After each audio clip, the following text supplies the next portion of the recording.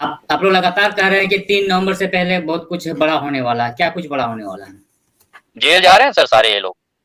क्या इनमें दम है ये बात कबूलने के लिए कि जो भी असली आरोपी, शायद संजीव कुमार अगर आरोपी निकल गए तो ये बोल सकते हैं कि मैं संजीव कुमार को फांसी पे चढ़ाऊंगा और रस्सी पकड़ के खड़ा रहूंगा।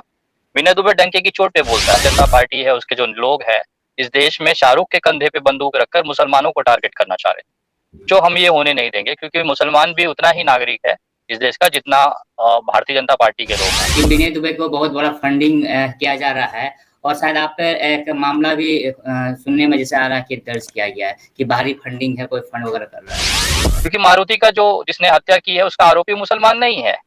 इनको मारुति और अंकिता में कोई दिक्कत नहीं है, इंटरेस्ट ही नहीं है इनको। इनको तो इंटरेस्ट था शाहरुख में। इनको इंटरेस्ट था कि कोई मुसलमान आरोपी निकले। स्वागत है आप सभी को। मैं हूं सरफुल शेख और आप लोग देख रहे हैं सच झारखंड टीवी। आप लोगों को इस वीडियो में शुरुआत में देखने को मिला किस तरह से विनय दुबे भाई क्या कुछ कह रहा है और किस तरह से जो कि अंकिता के परिवार जेल जाएंगे बहुत जल्द। क्या ये सच में जाएंगे या फिर क्या है पूरा मामला, पूरा जानकारी आगे आप लोगों को देखने को मिलेगा। और किस तरह से शाहरुख नाम को लेकर पूरे कौम को टारगेट किया गया था, किस तरह से क्या है पूरा मामला, वो भी पूरा जानकारी आगे आप लोगों को देखने को मिलेगा। और कुछ ऐसे सवाल है जो शायद आप पूछना चाहते हैं, वो सवाल का जवाब भी विनय दुबे भाई आगे आप लोगों को देंगे। अगर आप लोगों का और भी कुछ सवाल है ऐसा तो नीचे कमेंट बॉक्स में बता सकते हैं। और ये वीडियो देखिए तभी आप लोगों को पूरा जानकारी मिलेगा, तो वीडियो को देखते रहिए। आज हमारे साथ में बम्बई से हैं विनय दुबे जी और आज हम बात करेंगे दुमका के जो पेट्रोल कांड हुआ है, अंकिता पेट्रोल कांड के विषय में। आखिर इस कांड के बीच में विनय दुबे जी को क्यों कूदना पड़ा? विनय दुबे जी, अब आपसे एक सवाल है कि आखिर आपको इस कांड में, ये जो सबसे बड़ा कांड रहा पेट्रोल कांड, इसमें आखिर कूदना क्यों पड़ा? ये मेरा पहला सवाल है। और आप लोग जो कर रहे हैं तो विवाद में क्यों आ जा रही है सारी घटनाएं? देखिए, विवादित मैं हमेशा से रहा हूँ सर, क्योंकि जब भी कुछ गलत होता है तो उसके खिलाफ बोलते रहा हूँ, इसकी वजह से मैं विवादित रहा हूँ। रही बात दुमका के केस में हमारी एंट्री क्यों हुई, ये खुद दुमका के जो वहाँ पे राजनीतिक माहौल बनाया गया, एक लड़के ने एक लड़की को जलाया, ये मामला लड़का लड़की तक रहता तो शायद कोई भी इसमें नहीं इन्वॉल्व होता। लेकिन जिस तरह से शाहरुख नाम होने की वजह से पूरे मुस्लिम कौम को गालियां दी गई, उनको गद्दार दिखाने की कोशिश की गई, लव जिहाद का एक झूठा माहौल राजनीतिक तौर पे खड़ा किया गया, तो विनय दुबे जैसे तमाम जो सेक्युलर फैब्रिक को बचाने वाले लोग हैं उनका इसमें आना जरूरी पड़ गया। और सबसे इम्पोर्टेंट ये था कि अगर ये अंकिता और शाहरुख का ही मसला होता तो हम सब लोग इस तरफ थे कि अंकिता को इंसाफ मिलना चाहिए। लेकिन एक बड़ा राजनीतिक दल जो भारतीय जनता पार्टी है, उसके जो लोग हैं इस देश में शाहरुख के कंधे पे बंदूक रखकर मुसलमानों को टारगेट करना चाह रहे हैं, जो हम ये होने नहीं देंगे, क्योंकि मुसलमान भी उतना ही नागरिक है इस देश का जितना भारतीय जनता पार्टी के लोग हैं। वो उनके लिए एक दोगला नीति वो लेके चलते हैं, लेकिन एक नागरिक होने के नाते ये मेरा कर्तव्य बनता था कि अगर किसी देश के नागरिक को अगर आप अपमान करोगे तो एक नागरिक होने के नाते उनके साथ विनय दुबे हमेशा खड़ा मिलेगा। बम्बई में बैठ के विनय दुबे दुमका के कांड में इन्वॉल्व है, कहीं विनय दुबे को कोई फंडिंग तो नहीं हो रहा है? फंडिंग की इसमें कोई जरूरत नहीं पड़ती। आरोप लगा रहे हैं कि विनय दुबे को बहुत बड़ा फंडिंग किया जा रहा है और शायद आप पे एक मामला भी सुनने में जैसे आ रहा है कि दर्ज किया गया है कि बाहरी फंडिंग है, कोई फंड वगैरह कर रहा है ना, तो इसकी जांच होनी चाहिए। अगर विनय दुबे को ऐसा फंड आ रहा है जैसा इनका आरोप है, तो ये किस लिए इंतजार में रुके हैं? तुरंत अमित शाह जी को फोन लगाएं, बोलिए वो गृह मंत्री है देश का। एक व्यक्ति मुंबई में बैठकर बाहर से फंड लेकर ऐसी चीजें कर रहा है कि प्रशासन हिल जा रहा है, भारतीय जनता पार्टी डर जा रही है, तो ऐसे आदमी का इंक्वायरी होना चाहिए। मैं स्वागत करता हूँ। लेकिन अगर इंक्वायरी के बाद 1 रुपए का हिसाब बाहरी फंड के नाम पे या किसी ऑर्गेनाइजेशन से नहीं मिला, तभी आरोप लगाने वालों का क्या होगा? क्या वो थूक के चाटेंगे? विनय दुबे अपने दम पर अपने फाइनेंशियल स्टेबल है, पिछले 20 साल से लगातार जमीन पे मेहनत करता है। सड़क पे किताब बेचने से यहाँ तक पहुंचा हूँ सर। कोई आज के डेट में किसी को मुफ्त में 1 रुपया नहीं देता है। और शाहरुख की परिस्थिति यह है कि उसके घर वाले खुद निवाले को परेशान है, तो उसको कौन सा इंटरनेशनल फंड कौन दे देगा? तो ये जो आरोप लगा रहे हैं वो खुद जानते हैं कि विनय दुबे अगर दुमका आएगा तो उनकी पोल खुल जाएगी, जो कि हुआ है। आज भारतीय जनता पार्टी के जो कार्यकर्ता, जो नेता है, जो वहां पर गोली मारने का नारा दे रहे थे, शाहरुख के खिलाफ मुसलमानों को टारगेट कर रहे थे, आज वो लोग ये मारुति वाले केस में क्यों नहीं दिखाई दे रहे हैं? क्यों कोई हेलीकॉप्टर वहां पे नहीं उतरा 28 लाख का चेक लेके मारुति के लिए? क्योंकि मारुति का जो जिसने हत्या की है उसका आरोपी मुसलमान नहीं है। इनको मारुति और अंकिता में कोई दिक्कत नहीं है, इंटरेस्ट ही नहीं है इनको। इनको तो इंटरेस्ट था शाहरुख में। इनको इंटरेस्ट था कि कोई मुसलमान आरोपी निकले। मुझे तो दुर्भाग्य है मारुति के नाम का, उनके परिवारों के साथ सहानुभूति है, ये बेचारी इनकी बेटी मर गई और आज उनके साथ कोई खड़ा नहीं दिख रहा है। ये सबसे बड़ा दुर्भाग्य वाली बात है। कहा जा रहा है कि लगातार सोशल मीडिया में क्या प्रोपेगेंडा टाइप का फैला रहे हैं। आरोपी जो है उसके पक्ष में बोल रहे हैं, पीड़ित परिवार के पक्ष में एक शब्द आपने नहीं कहा। मैंने जब अपना शुरुआती वीडियो कहा तो मैंने कहा था कि अंकिता को न्याय मिलना चाहिए। ये शाहरुख के पक्ष में चला गया। मैं जब कहता हूं कि अंकिता के असली कातिलों को सजा होनी चाहिए तो ये शाहरुख के पक्ष में चला गया। मैं वही चीज कह रहा हूं जो ये कह रहे हैं, लेकिन इनके हिसाब से ये शाहरुख को आरोपी मान चुके, जबकि अदालत में अभी तक ये मामला लंबित है। माननीय न्यायाधीश महोदय ने अभी तक आरोपी नहीं साबित किया है शाहरुख को। तो ये कौन होते हैं किसी को आरोपी साबित करके उसको फांसी देने वाले? अदालत में जब साबित हो जाएगा शाहरुख को फांसी होगी तो विनय दुबे फांसी का फंदा, वो जो रस्सी है, खुद पकड़ के उसको लटकाएगा। क्या इनमें दम है ये बात कबूलने के लिए कि जो भी असली आरोपी, शायद संजीव कुमार अगर आरोपी निकल गए तो ये बोल सकते हैं कि मैं संजीव कुमार को फांसी पे चढ़ाऊंगा और रस्सी पकड़ के खड़ा रहूंगा? विनय दुबे टैंके की चोट पे बोलता है। इनको यही दिक्कत है। इनको एक्चुअली ना अंकिता को इंसाफ से दिक्कत है, ना इनको किसी में इंटरेस्ट है। इनको सिर्फ शाहरुख और मुसलमान से नफरत है, जिसका प्रोपोगेंडा ये चला रहे हैं। अगर मेरा प्रोपोगेंडा चल रहा है तो आपके पास पुलिस स्टेशन है, चले जाइए सबूत के साथ। ये देश में संविधान चलता है, नियम कानून है। आप जाइए पुलिस स्टेशन और एफआईआर कराइए विनय दुबे पर। कहा गया मानहानि का मुकदमा? कहा गया एसपी को दिया हुआ लेटर? मैं संविधान के दायरे में रह के तथ्यों को रख रहा हूँ सामने सर।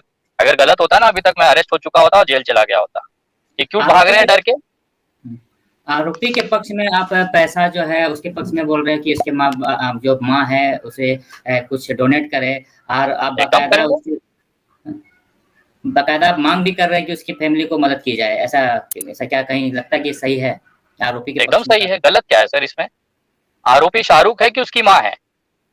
आरोपी शाहरुख है कि उसकी माँ है? अगर उसकी माँ आरोपी है तो जेल के बाहर क्यों है वो? उसको उठा के जेल में क्यों नहीं डाला? संविधान के हिसाब से, एफआईआर के हिसाब से आरोपी जो है शाहरुख है। शाहरुख की माँ, शाहरुख का भाई, शाहरुख की बहन नहीं है। अगर ऐसा ही प्रचलन रहा तो हमारे देश के गृह मंत्री तड़ीपार थे, तो क्यों उनकी पत्नी को, उनकी माताजी को, उनके भाइयों को क्यों नहीं तड़ीपार किया गया गुजरात से? सिर्फ अमित शाह तड़ीपार हुए थे गुजरात से जब भी उनको तड़ीपार किया गया था। आरोपी सिंगल व्यक्ति होता है, उसका परिवार नहीं होता है सर। उनकी जो सामाजिक तौर पे जो उनको प्रताड़ित किया गया है शाहरुख के परिवार को, मेरी सहानुभूति उनके साथ है।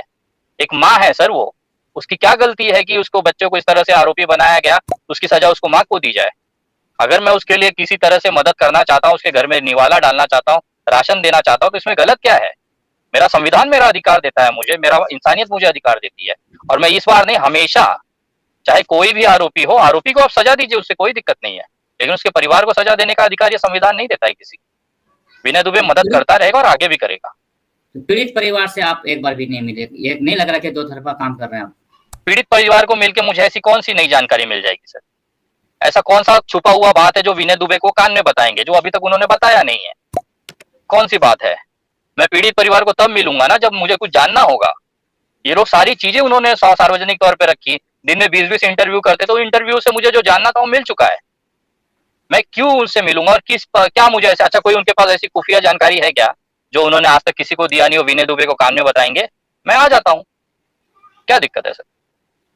तो जैसे आप तमाम जो घटना घटी उसको पक्ष में लेके भाजपा नेत्री जिस तरह से आगे आई, और आप भाजपा नेत्री पे भी टारगेट कर रहे हैं कि भाजपा नेत्री भी बहुत जल्द जाएगी जेल, और आपने उस पर कुछ प्राथमिकी या कुछ दर्ज कराया है बम्बई में, क्या है वो मामला? जी देखिए, जो भी नियम तोड़ेगा वो व्यक्ति पे कानूनी कार्रवाई होगी।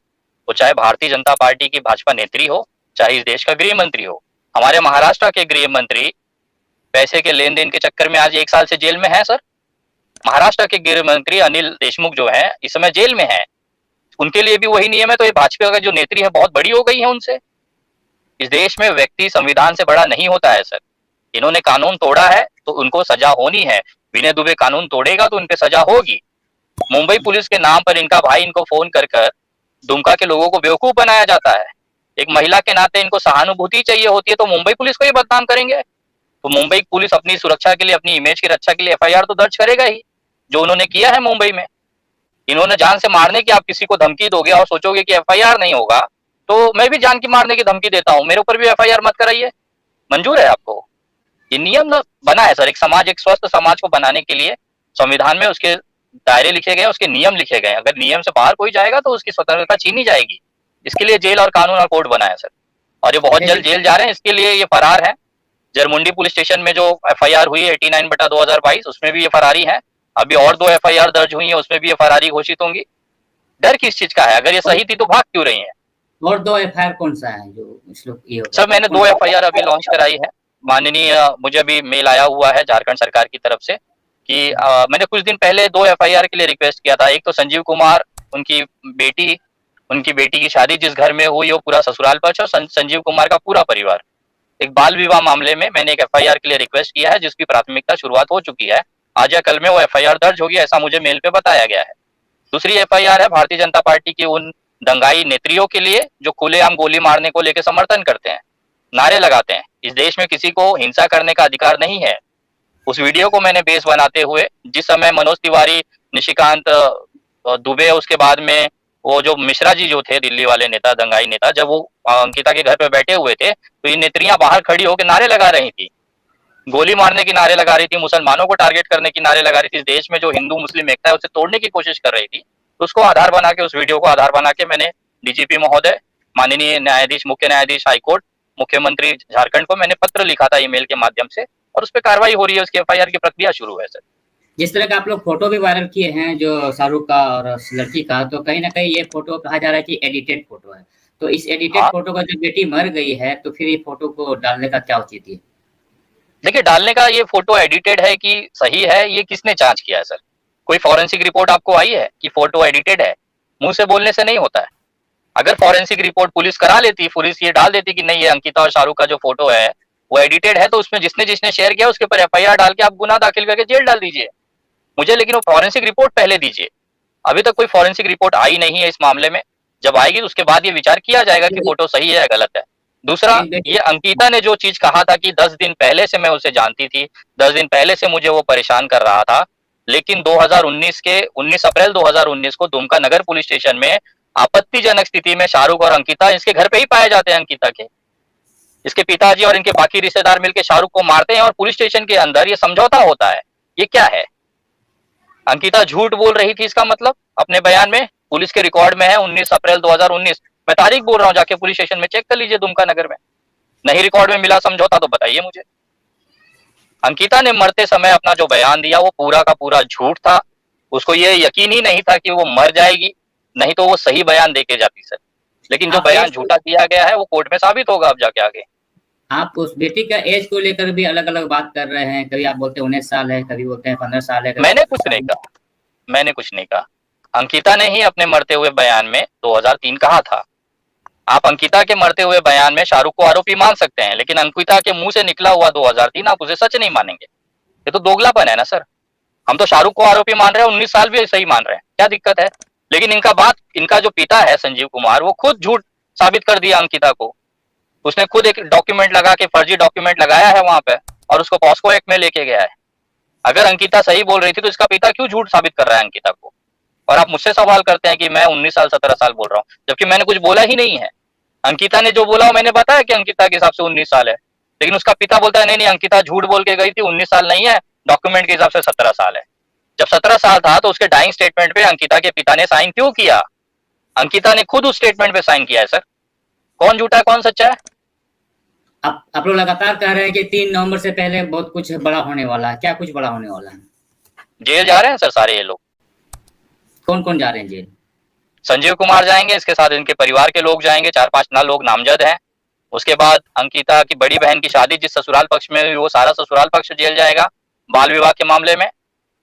नेता जो है भाजपा की जो नाम है भारतीय जनता पार्टी की जिला अध्यक्ष नीतू झा है, प्रिया सिंह है और 8-10 लोग हैं, ये जेल जाएंगे सर। इनकी दिवाली जो जेल में बचेंगे, जेल में मनाएंगे। ये लोग क्यों जेल जाएंगे? ये लोग, इन लोगों ने क्या किया सर? दफा 307, 353 हत्या का प्रयास और कानूनी काम में बाधा डालने के अलावा 6 और अन्य धाराओं में जरमुंडी पुलिस स्टेशन के अंदर एफआईआर क्रमांक 89/2022 दर्ज हुआ है, जिसमें मुख्य आरोपी जो है नीतू झा है। हत्या के प्रयास का जो सजा है वो 10 साल का है। 10 साल की सजा में आरोपी को गिरफ्तार किया जाता है और जेल डाला जाता है, ये नियम है। इस आधार पर मैं कह रहा हूँ। क्या लगता है कि बेटी को न्याय कब तक मिल पाएगा? न्याय प्रक्रिया में सर समय लगता है। हम लोग को ये लगता है 2 मिनट का नूडल है, ऐसा नहीं होता है। फास्ट ट्रैक कोर्ट में भी आज 1 महीने की छुट्टी चल रही है सर, फास्ट ट्रैक कोर्ट पे, जिसमें डेली सुनवाई हो रही है। अभी तो केवल 3 लोगों की सुनवाई हुई है, जिसमें कि उनके पिता, उनके दादा, उनके दादी को कोर्ट ने हियर से विटनेस घोषित कर दिया है। मतलब उनके बयानों का ज्यादा महत्व कोर्ट के अंदर नहीं है।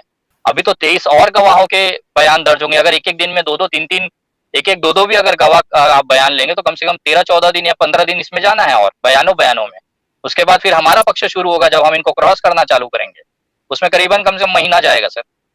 मतलब 1.5 से 2 महीना अभी आप समझिए बयान और सारे चीजों में जाना है। उसके बाद फिर अदालत में कहा जाता है कि विनय दुबे चुपके से आते हैं। अगर इतना ही हिम्मत है तो सामने आके देखा है कब विनय दुबे साहब? मुझे एक बात बताइए, क्या लड़ाई करना है हमको? नहीं, हम लोग कोई युद्ध लड़ रहे हैं क्या? पाकिस्तान या बांग्लादेश से हमारी लड़ाई चल रही है? विनय दुबे ये जो दुमका है ना सर, ये पाकिस्तान या बांग्लादेश में नहीं है। विनय दुबे छुप के आए चाहे खुले तौर पे आए, अपना काम तो कर रहा हूं ना मैं। खुले तौर पे आके ये मेरा क्या बिगाड़ लेंगे? क्या ये गोली मार देंगे मुझे? मुझे जिस तरीके से आना है, मेरा संविधान मुझे स्वतंत्रता देता है। आप जाइए ना, कहीं चोरी से जाइए, बारात लेके जाइए, मुझे क्या लेना देना है उससे? अगर ये चाहती हैं कि हाँ भाई आपको युद्ध लड़ना है तो मैं आता हूँ पूरी कौम, पूरी अपना जो पूरी बटालियन लेके, आप रोक लोगे मुझे? पाकिस्तान में नहीं है दुमका सर, हिंदुस्तान में है। और मैं एक स्वतंत्र नागरिक हूँ। मैं कहीं पर भी अपनी मर्जी से जा सकता हूँ, चाहे जैसे जाना है वैसे जा सकता हूँ। किसी का बाप मुझे नहीं रोक सकता, ना मुझे ये कह सकता है कि तुम ऐसे आओ, तुम ऐसे जाओ। जिस दिन मुझे खुल के आना होगा मैं खुल के आऊंगा सर। एक न्याय प्रक्रिया में मुझे सबूत जमा करने हैं तो मैं डंके की चोट पर वहां के सबूत नहीं जमा कर सकता, नहीं तो सबूत वहां से हटा दिया जाएगा। कुछ चीजें मुझे भी जमा करनी थी ताकि आगे शाहरुख की बेगुनाही में और अंकिता के असली कातिल तक पहुंचने में मदद हो। वो मैंने किया है आके। इनको यही तकलीफ है कि ये खुले में बता के क्यों नहीं आता। बता के आऊंगा तो सबूत हटा दिया जाएगा। Thanks for watching. मैं हूं शरीफुल शेख। ये वीडियो में अगर आपको इन्फॉर्मेशन मिला तो वीडियो को लाइक कीजिए और ज़्यादा से ज़्यादा शेयर जरूर कीजिए। और इसी तरह की खबर जानने के लिए चैनल को सब्सक्राइब कीजिए, पेज को फॉलो कीजिए और देखते रहिए सच झारखंड टीवी।